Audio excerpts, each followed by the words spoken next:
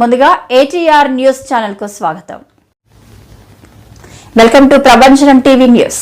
విశాఖ ఉక్కు కర్మాగార ప్రైవేటీకరణకు వ్యతిరేకంగా వివిధ కార్మిక సంఘాలు ఇచ్చిన పిలుపు మేరకు కూర్మన్నపాలెం జంక్షన్ లో రాస్తారోకో జరిగింది.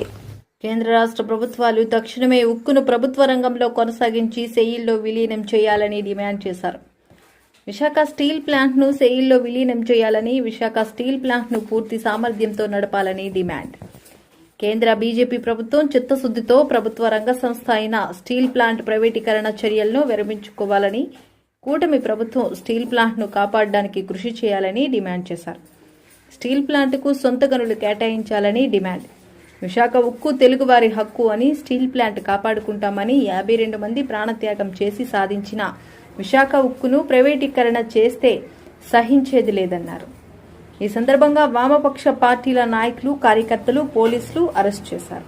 ఈ కార్యక్రమంలో పరిరక్షణ పోరాట కమిటీ నాయకులు నర్సింగరావు, అయోధ్యరాం, వర్షాల శ్రీనివాసరావు, నీరుకొండ రామచంద్రరావు మరియు కార్మిక నాయకులను, కార్మికులను అరెస్ట్ చేశారు.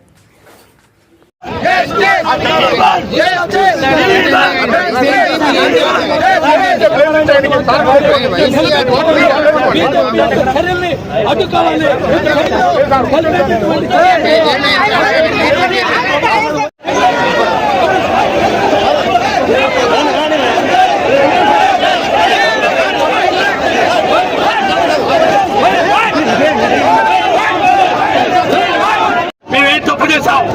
మా సొంత గన్లు ఇవ్వండి, మేము అడుగుతుంటే ఉత్పత్తి చేస్తాం చేయనివ్వండి, అట్లా ఉత్పత్తి చేయనివ్వండి. మా కాంగ్రెస్లు ఎందుకు మూసేస్తున్నారని అడుగుతున్నాం. మేము చెప్పేది అన్యాయం అయితే మీరు కాదు, మేము వస్తాం. మీరు ఎక్కడికైనా మమ్మల్ని ముందు శిక్ష అయింది, మేము పడతాం.